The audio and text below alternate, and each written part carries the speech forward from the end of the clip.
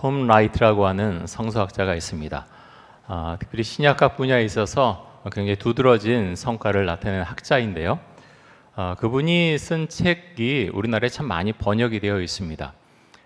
주석서를 이제 많이 내는데 어떤 주석서라기보다 설교집하고 주석서 한 중간 정도 되는 책들입니다.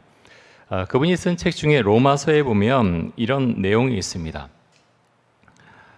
그리스도의 삶은 반항과 죄, 죽음에 빠진 우리를 만나려고 한없는 긍휼을 베푸신 하나님께 자신의 모두를 기꺼이 드리는 데에서 시작한다. 잘 보십시오. 성경에 있는 말씀 사실 그대로입니다. 그리스도인의 삶은 반항과 죄, 죽음에 빠진 우리를 만나려고 한없는 긍휼을 베푸신 하나님께 자신의 모두를 기꺼이 드리는 데서 시작한다. 여러분, 우리가 그리스도의 삶을 산다고 하는 것은요, 결국에 우리의 모든 것을 주 앞에 항복하고 드립니다. 그때부터 그리스도의 삶이 시작된다라고 하는 겁니다. 톰 라이트가 말한 것처럼 지금 우리가 이 자리에 앉아 있지만 여기까지 오기까지 하나님 앞에서 여러분은 얼마 정도의 반항을 하셨는지요. 제가 목사지만 사실 이 신앙의 삶을 생각해 보면 참 많은 반항의 시간, 어떤 거절의 시간이 저의 삶 가운데 있었음을 생각해 보게 됩니다. 주 앞에 기도하고 그렇게 회개하고 나아가지만 또 어떤 죄의 순간에 빠져있는 제 자신의 모습을 발견할 때도 참 많이 있었습니다. 근데 톰 라이트가 그렇게 말하죠. 그리스도인의 삶은 하나님 앞에 자신을 기꺼이 드리는 데서 시작한다라고 말합니다. 여러분, 언제 이런 고백을 하나님 앞에 드리셨습니까? 하나님, 저를 주 앞에 드립니다. 저를 주 앞에 드립니다. 저를 받아주옵소서. 그런 신앙의 고백을 하셨습니까? 이 자리에는 아마 그런 신앙 고백을 하신 분도 계시고 아직 하지 못한 분들도 계실 것 같습니다. 톰 라이트의 말이 정확하고 성경적입니다. 그리스도의 삶은 주님, 제 삶을, 제 자신을 주 앞에 드립니다. 고백하는 순간부터 그리스도의 삶이 시작된다고 하는 것입니다. 어제 새벽기도의 시간에 로마서 11장 말씀을 봤는데요. 이런 말씀이 있습니다. 로마서 11장 30절과 31절입니다. 제가 보겠습니다. 너희가 전에는 하나님께 순종하지 아니하더니 이스라엘이 순종하지 아니함으로 이제 긍휼을 입었는지라. 이와 같이 이 사람들이 순종하지 아니하니 이는 너에게 베푸시는 긍휼로 이제 그들도 긍휼을 얻게 하려 하심이라. 저는 이 말씀 어제 보면서 긍휼이라고 한 단어가 마음속에 확 들어왔습니다. 사도 바울이 뭐라고 말씀하고 있습니까? 이방인도 순종하지 않았고 또 이스라엘 사람도 순종하지 않았지만 하나님께서 긍휼을 베푸시어서 전적인 그 긍휼 때문에 하나님께서 너희들을 살려주셨다, 너희를 구원해 주셨다. 바울 사도는 그렇게 고백을 합니다. 저는 이 말씀 보면서 나도 그렇다라는 고백을 주 앞에 드릴 수밖에 없습니다. 여러분, 우리가 다 그렇지 않습니까? 우리가 잘나서 정말 주를 믿으면 주께 주신 의를 갖는다고 하지만 우리 어떤 생각이 올바르고 아주 정확해서 주를 믿고 있는 것 사실은 아닙니다. 주님께서 많이 참으시고 우리의 긍휼을 베풀어 주셨기 때문에 우리가 이 자리에서 지금 예배드리고, 지금 코로나19 때문에 얼마나 확진자가 늘어가고 있습니까? 이런 가운데서 주님, 제가 마스크 쓰더라도 주 앞에서 함께 예배드리겠습니다. 그 마음을 주셨기 때문에 나와서 우리가 예배 드리는 거죠. 참 그런 생각해 봅니다. 하나님, 코로나19 때문에 우리 교인들 중에도 어려운 가정들이 많이 있습니다. 경제적으로도 어려워가고 점점 스트레스도 늘어가고 어려운 점들이 점점 늘어갑니다. 그런데 여러분, 이상하게요, 감사는 어려울 때 나옵니다. 내가 원했던 것들이 다 하나도 안 되고 경제적으로 어려워지고 정말 예전에 비하면 더 많은 것들이 사라졌는데 이상하게 그 가운데서 우리의 마음 깊숙한 곳에서부터 감사의 고백이 우리 심령 깊숙한 곳에서부터 주를 향해서 나온다고 하는 것입니다. 여러분, 그런 경험을 하셨습니까? 오늘 우리가 로마서 12장 1절과 2절을 봤는데요. 로마서 12장 1절에 보면 이렇게 말씀합니다. 우리 같이 한번 읽겠습니다. 그러므로 형제들아 내가 하나님의 모든 자비하심으로 너희를 권하노니 너희 몸을 하나님이 기뻐하시는 거룩한 산 제물로 드리라. 이는 너희가 드릴 영적 예배니라. 자, 톰 라이트가 말했던 그대로를 지금 말하고 있지요. 너희 몸을 하나님이 기뻐하신 거룩한 산 제물로 드리라. 자, 우리 몸을 드리라는 말은 우리 몸만 드리라는 말이 아니라 우리의 마음과 생각과 우리의 삶 전체를 주 앞에 너희가 드릴 수 있느냐, 그것을 우리에게 묻고 있습니다. 제가 이 말씀을 묵상하면서 이삭 생각이 났습니다. 모리아산에서 아브라함이 하나님의 말씀에 순종해서 이삭을 번제물로 드리려고 하죠. 이삭 입장에서는 어땠을까? 그런 생각이 들었습니다. 이삭은 자신의 정말 너무나 사랑하는 그 아버지, 자신을 아껴주던 그 아버지 아브라함이 자신을 묶어서 번제물로 드리려고 했을 때 그 마음은 어땠을까? 그래서 순양을 하나님께 보내셔서 그 순양을 자신을 대신해서 잡아서 하나님 앞에 드릴 때 그것을 보고 있는 이삭의 마음은 어땠을까? 여러 가지 생각이 들었습니다. 그러면서 여러분, 이삭 같은 경우는 사실은 몸을 직접 드리는 그 경험을 해봤지요. 근데 자신이 원해서 한 것이 아닙니다. 그런 생각이 들었습니다. 하나님, 어떨 때는 우리가 주 앞에 우리의 모든 것을 드리고 주 앞에 나아가겠습니다, 그렇게 기도하기도 하지만 어떨 때는 하나님께서 강제적으로 그렇게 데려다 앉혀서 마치 이삭이 번제물로 바쳐진 것처럼 우리 자신의 삶을 통해 그런 경험을 하게 하는 수도 있다라는 생각을 해보게 됩니다. 여러분, 어떻게 지금까지 신앙생활을 해오셨습니까? 그런 고백을, 주님 제 것을 주 앞에 드립니다라는 고백을 진정으로 주 앞에 드려 보셨습니까? 고린도전서 3장 16절에 보면 이렇게 말씀합니다. 우리 같이 한번 읽어보겠습니다. 너희는 너희가 하나님의 성전인 것과 하나님의 성령이 너희 안에 계시는 것을 알지 못하느냐. 우리가 암송하고 잘하는 말씀이죠. 여러분, 정말 이런 신앙의 고백이 있으십니까? 내가 하나님의 성전이다, 하나님의 성령이 내 안에 있다라는 고백이 정말 여러분의 마음 가운데 있으신지요? 그 고백을 우리가 참 많이 하고 그렇게 기도하지만 때때로 우리는 이것을 완전히 잊어버린 채 살아가곤 합니다. 어떨 때 그렇습니까? 어떨 때 여러 가지 순간이 있는데요. 특별히 성령께서 우리에게 말씀하시는 것을 못 들은 채 할 때, 그것이 반복될 때, 하지 말라고 하는 것이 분명히 알고 있는데 그것을 내 고집으로 강행하며 나아갈 때 우리는 성령님에 대해서 귀를 막게 됩니다. 주님 알고 있어요. 알고 있는데 좀 그냥 넘어가세요. 귀를 막습니다. 그렇게 될 때 내가 하나님의 성전인 것, 하나님의 성령이 내 안에 들어와 계신 것, 그것을 스스로 잊어버리는 삶을 살아가게 됩니다. 신약 성경 중에 보면 빌레몬서가 있습니다. 저는 빌레몬서에 나오는 이 빌레몬, 그리고 오네시모, 그리고 바울이 어떤 마음을 갖고 있었을까, 그런 생각을 해보았습니다. 하나님의 성전인 것을 바울 사도도, 그리고 오네시모도, 그리고 빌레몬도 알고 있었기 때문에 아름다운 삶의 모습이 나타나지 않았을까 생각을 해보게 됩니다.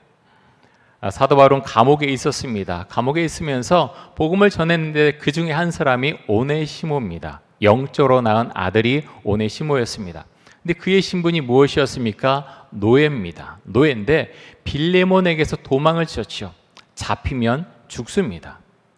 그게 그 당시의 법이었습니다. 주인 마음대로 할 수 있었습니다. 죽일 수 있었습니다. 그런데 사도 바울은 오네시모가 복음을 받아들인 다음에 어떻게 합니까? 편지를 써서 빌레몬에게 보냈는데 오네시모의 손에 그 편지를 맡깁니다. 여러분, 어떻게 오네시모가 그 편지를 갖고 갈 수 있었을까요? 잘못하면 잡히면 죽습니다. 그런데 그 편지를 갖고 자신이 도망쳤던 그 주인에게 되돌아갑니다. 여러분, 왜 그렇습니까?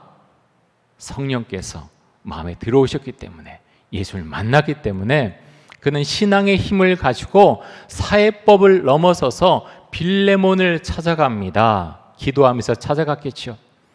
사도 바울이 권면합니다. 빌레몬에게 너희 형제로 오네시모를 받아주어라. 혹시라도 그가 너에게 빚진 것이 있으면 내가 갚겠다. 바울 사도가 그렇게 말합니다. 결과가 나타나 있지 않죠. 하지만 말씀을 통해서 빌레몬이 오네시모를 분명히 받아들였을 것이라는 그런 생각을 하게 됩니다. 여러분, 어떻게 그들이 이런 영적 교감을 나눌 수 있었을까요? 신분도 다르고 자란 환경도 다르고 여러 가지가 참 다른데 왜 그들은 무슨 이유로 이런 사회법을 넘어서는 이것을 이루어 갈 수 있었을까요? 다른 이유 없지요. 예수님을 만났기 때문에, 마음가운데 성령님께서 계시기 때문에 그들은 확신했고 이 일들을 이루어 갈 수 있었습니다. 여러분, 우리 사회가 정말 많이 빠르게 변하고 있습니다. 과학기술만 급변하는 게 아니라 사람들의 사고방식, 가치관도 급변하고 있습니다. 우리 자녀들하고 이야기를 나누면, 청년들하고도 이야기 나누면 얼마나 시대가 많이 변했는지 모릅니다. 우리가 분명히 죄라고 생각했던 것들도 요즘의 청년들, 우리 특별히 청소년들은 그렇게 생각하지 않는 경우가 많이 있습니다. 여러분, 우리의 가치관이 사회 속에서 점점 우리 가진 이 신앙이 사회가 내세우는 가치관과 심하게 부딪히고 있습니다. 근데 로마서 12장 2절에서는 우리를 향해서 분명한 메시지를 던져줍니다. 우리 같이 한번 보겠습니다. 우리 같이 한번 읽겠습니다. 너희는 이 세대를 본받지 말고 오직 마음을 새롭게 함으로 변화를 받아 하나님의 선하시고 기뻐하시고 온전하신 뜻이 무엇인지 분별하도록 하라. 아멘. 하나님께서 말씀하시기를 이 세대를 본받지 말아라 라고 말씀합니다. 무엇을 본받지 말아야 됩니까? 그들이 내세우는 가치관, 하나님을 믿는 믿음에 있어서 대적되는 것, 이런 것들을 너희가 따라가지 말아라 라고 말씀하고 있습니다. 이 시대, 로마 제국 시대는요, 굉장히 성적으로 문란했던 그런 시대입니다. 온갖 철학 사상, 우상 숭배 사상이 사람들에게 당연하게 받아들여졌던 그런 시대입니다. 하지만 주님께서 말씀하십니다. 그런 것을 따라가지 말라라고 말씀합니다. 여러분, 우리는 이 사회 가운데 살아가지요. 사회법을 우리가 지켜야 됩니다. 그런데 잘못하면 하나님의 법과 하나님의 말씀과 배치되는 그런 모습들이 사회 가운데 나타날 수 있습니다. 여러분, 그럴 때 우리는 어떻게 해야 됩니까? 우리는 하나님의 법을 따라가는 천국 시민입니다. 우리가 그것을 잊지 않아야 되겠죠. 여러분, 우리가 이 세대를 본받지 않기 위해서 가장 먼저 무엇을 해야 하라고 말씀합니까? 우리가 조금 전에 읽은 로마서 12장 2절에서는 마음을 새롭게 해서 변화를 받으라고 말씀합니다. 마음이 변해야, 생각이 변해야 우리의 삶의 태도, 모습이 바뀔 수 있습니다. 그런데 여러분, 우리의 생각과 또 우리의 마음이 바뀌기 위해서 우리가 꼭 거쳐가야 되는 것이 있는데요. 그것이 무엇인가 하면 나의 현재 죄악된 삶에서 빠져나오는 것입니다. 제가 드리는 이 말씀은 우리가 어떤 도둑 집단에 속해 있거나 어떤 갱단에 속해 있거나 그런 것을 말씀드리는 게 아닙니다. 하지만 우리가 살아갈 때 본인 스스로 알고 있습니다. 우리가 이제 매번 주일 예배 드릴 때 주님과 나만 알고 있는 죄에 대해서 회개하자라고 하면서 그 잠깐이지만 회개 시간을 갖고 있지 않습니까? 다른 사람은 몰라도 스스로는 알고 있다는 거죠. 어떤 죄된 모습, 하나님과의 관계 속에서 뭔가 거리끼는 것, 그런 것이 우리에게 있다고 하는 것입니다. 네, 로마서 6장 1절과 2절에 보면 이렇게 말씀합니다. 제가 보겠습니다. 그런즉 우리가 무슨 말을 하리요? 은혜를 더하게 하려고 죄에 거하겠느냐? 그럴 수 없느니라.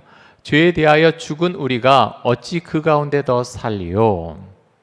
우리 하나님을 믿고 살아가는데 죄에서 빠져나와야 된다라고 말씀합니다. 더 크신 은혜를 우리가 느끼기 위해서 죄 가운데 거할 수 없다라고 말씀하고 있습니다. 성경에 보면 예수를 믿고 변화된 삶을 살아간 사람들이 수도 없이 많이 나옵니다. 그 중에는 예수님의 제자 마태도 있습니다. 마태 직업이 뭐였습니까? 마태 직업은 세리였습니다. 돈을 버는 사람. 로마 제국의 아부에서 이 동적인 유대인들의 어떻게 보면 피를 빨아먹는 그런 직업을 택했던 사람이 바로 마태였습니다. 예수님께서 나를 따라오라라고 했을 때 뭔가 형언할 수 없는 마음이 그의 마음 가운데 찾아왔겠지요. 그래서 그는 예수님을 따라갔고 그의 마음 중심에 있는 돈을 밀어내게 됩니다. 그 자리에 성령께서 오셨고 하나님의 말씀이 차지하게 됩니다. 여러분, 삭개오도 마찬가지죠. 삭개오의 직업은 세리였습니다. 그는 세리장이었습니다. 여리고에서 사람들이 자신을 다 멸시하고 자신을 무시했지만 돈은 많았지만 그는 외로웠습니다. 철저하게 삶이 무너지고 있었습니다. 그런데 예수님께서는 자신을 차별하지 않으셨습니다. 예수님께서 그를 붙드시고 아주 오래 길게 어떤 훈계를 하신 것이 결코 아닙니다. 예수님은 삭개오를 만나셔서 그를 차별하지 않고 동일한 사람으로 그를 대하셨습니다. 삭개오야, 나무에서 내려오너라. 내가 오늘 너의 집에 유해야 되겠다. 아무도 삭개오에게 사실은 그렇게 대하는 사람이 없었습니다. 근데 예수님은 삭개오를 동일한 인격체로 대해주셨습니다. 삭개오가 짧은 순간에 변합니다. 그리고 그가 말하죠. 주님, 제 재산의 절반을 나눠서 가난한 사람들에게 주겠습니다. 만약 누구의 것을 빼앗은 것이 있다면 네 배로 갚겠습니다. 여러분, 그의 마음 가운데는 성경에서 분명히 말하고 있지 않지만 당연합니다. 그의 마음 가운데 중심에는 돈이 있었습니다. 돈이 있었기 때문에 세리장의 역할을 감당해 나갔던 거죠. 그런데 그렇게 생명처럼 여겼던 그 돈 중에서 자신의 것을 떼서 가난한 사람들 돕겠다라고 스스로 말합니다. 어떻게 그렇게 할 수 있습니까? 돈 대신에 예수님의 말씀이, 예수님의 은혜가, 긍휼이 그의 마음속에 들어왔기 때문입니다. 그래서 그의 삶이 변하게 됩니다. 여러분, 우리가 살아가는 이 시대에는 갈수록 신앙을 조롱하는 사람들이 늘어가고 있습니다. 하나님의 존재 자체를 부인하는 사람들도 늘어가고 있습니다. 하나님의 이름을 망령되이 일컫는 사람들도 늘어가고 있습니다. 특별히 이러한 가치관의 영향을 받은 우리 젊은 세대, 우리의 자녀들, 여러분 한 집에 살지만 사실 잘 모릅니다. 저도 제 딸의 생각을 다 알지 못합니다. 너무나 아이들이 빠르게 변하고 있고요. 또 교과서에서 말하고 있는 것, 그들이 스스로 형성해간 어떤 가치관, 그래서 기도할 수밖에 없습니다. 하나님, 불쌍한 자녀 주님 지켜주옵소서. 주 앞에 기도할 수밖에 없습니다. 부모로서 해줄 수 있는 것은 해주지만 우리의 자녀의 신앙 우리가 어떻게 해줄 수 없습니다. 그래서 우리는 주의 긍휼을 바라면서 기도할 수밖에 없고, 주님 긍휼을 베풀어 주옵소서. 주 앞에 기도할 수밖에 없습니다. 이러한 가치관의 혼돈 시대를 살아가는 우리에게 필요한 질문이 있습니다. 그 질문이 오늘 설교 제목입니다. 하나님께서 기뻐하실까? 하나님께서 기뻐하실까? 여러분, 우리가 살아가면서 많은 기도를 주 앞에 드리지요. 하나님 어떻게 하면 좋겠습니까? 그런데 우리가 기도하고 나서 그 응답에 대해서 잘 모를 때가 있습니다. 어떤 기도는 기도하면 정확하게 그 응답을 받게 되는데, 어떤 기도는 아무리 기도해도 하나님께서 도무지 뭐라고 하시는지 알 수가 없는 경우들이 있습니다. 여러분, 그럴 때 이것을 꼭 적용해 보십시오.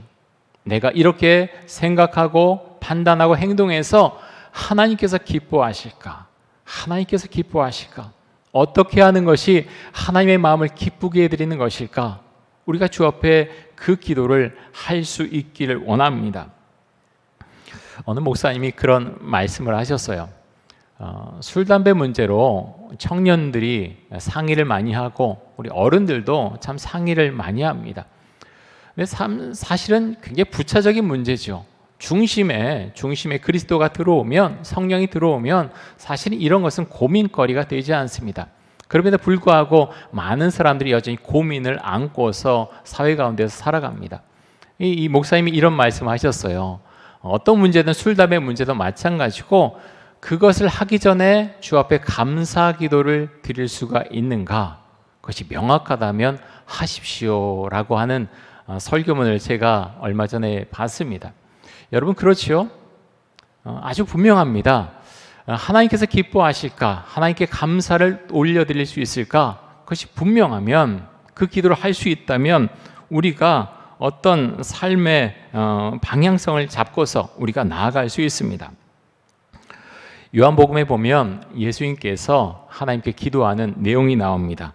자, 요한복음 17장 14절에 보면 예수님께서 이렇게 기도를 하시는데요. 요한복음 17장 14절 말씀입니다. 우리 같이 한번 보겠습니다. 같이 읽겠습니다. 내가 아버지의 말씀을 그들에게 주었사오매 세상이 그들을 미워하였사오니 이는 내가 세상에 속하지 아니함 같이 그들도 세상에 속하지 아니함으로 인함이니이다. 자, 예수님께서 뭐라고 말씀하십니까? 내가 하나님의 말씀을, 아버지의 말씀을 그들에게, 제자들에게 주었기 때문에 세상이 그들을 미워한다라고 말씀합니다. 또 하나 말씀하시죠. 이는 내가 세상에 속하지 아니함 같이 그들도 세상에 속하지 아니함으로 인함이니이다. 예수님께서 세상에 속해 있지 않다라고 말씀하고 너희도 세상에 속해 있지 않다라고 말씀하고 있습니다. 우리에게 주시는 말씀입니다. 그러면서 예수님께서 또 다른 말씀을 하십니다. 자, 18절에 보면 요한복음 17장 18절에 보면 이렇게 말씀하십니다. 아버지께서 나를 세상에 보내신 것 같이 나도 그들을 세상에 보내었고, 자, 세상에 속해 있지 않다고 하지만 또 세상에 너희를 보낸다라고 말씀합니다. 여러분, 이 차이가 무엇입니까? 우리가 세상 가운데 살지만 거룩함을 너희가 잃어버려서는 안 된다라고 우리에게 말씀하고 있는 것입니다. 분별력 있는 삶을 살아가라고 우리에게 말씀합니다. 마지막으로 말씀 한 가지만 더 보고 말씀을 마치도록 하겠습니다. 에베소서 4장 22절에서 24절까지 말씀입니다. 우리 같이 한번 읽어보겠습니다. 너희는 유혹의 욕심을 따라 썩어져가는 구습을 따르는 옛사람을 벗어버리고 오직 너희의 심령이 새롭게 되어 하나님을 따라 의와 진리의 거룩함으로 지으심을 받은 새 사람을 입으라. 여러분, 우리가 이렇게 은혜롭게 예배드리지만 사실 세상 가운데 나가면 우리를 유혹하는 것들이 얼마나 많은지 모릅니다. 정말 우리를 유혹합니다. 그냥 그렇게 넘어가면 돼. 괜찮아. 아무도 안 보고 있어. 우리를 유혹하는 것이 얼마나 많은지 모릅니다. 네, 주님께서 말씀하십니다. 옛사람을 벗어버리고 새 사람을 입어라. 네, 여러분, 그거 쉽습니까? 쉽지 않습니다. 정말 많은 설교를 여러분이 듣고 또 말씀을 보고 또 기도하고 하지만 사실 우리의 생각, 그것에서 벗어나는 것이 정말 쉽지 않습니다. 그래서 교회에서 사실은 많은 문제가 일어납니다. 왜 그렇습니까? 다 성령을 받고 구원을 받고 그랬다 그렇지만, 사랑하며 살라 그러지만 사람들은 자신의 고집을 잘 꺾지 않습니다. 내 생각이 옳다는 거죠. 수도 없이 많은 일들이 일어납니다. 여러분, 우리가 주 앞에 기도할 수 있길 원합니다. 우리의 생각으로는, 우리의 의지로는, 우리의 사고로는 사실은 이것에서 벗어나기 어렵습니다. 우리의 옛 모습을 벗어던지고 새 사람을 입는 것 참 어렵습니다. 저도 마찬가지입니다. 제가 목사로 살아가고 있지만 정말 저의 힘으로는 아무것도 새롭게 할 수 있는 것이 없습니다. 그래서 주 앞에 긍휼을 구하게 됩니다. 주님, 긍휼을 베풀어 주옵소서. 그래서 새 사람을 입게 하여 주옵소서. 주 앞에 기도하게 됩니다. 사랑하는 성도 여러분, 요즘 코로나 바이러스로 인해서 스트레스도 쌓여가고 많이 어려우시죠? 오늘 기사에 잠깐 보니까 그런 기사가 실렸어요. 직장인들 가운데 10명 중에 9명이 스트레스를 대단히 많이 겪고 있어서 무기력증에 잠깐 다 빠지게 되었다라는 기사를 봤습니다. 여러분도 그렇습니까? 이 코로나19가 너무나 오래 지속돼서 언제 끝날지 사실 잘 모르겠습니다. 확진자도 자꾸 늘어갑니다. 근데 여러분, 우리 주 앞에 기도할 수 있게 원합니다. 하나님, 스트레스도 쌓여가고 많은 것이 우리를 힘들게 하는데 하나님, 이러할 때 하나님 주님께로 더 나아가길 원합니다. 우리 그렇게 기도하면서 말씀도 좀 더 보고 그렇게 좀 더 기도할 수 있기 원합니다. 여러분, 사실은 선택이죠. 내가 무엇을 할 것인가 선택입니다.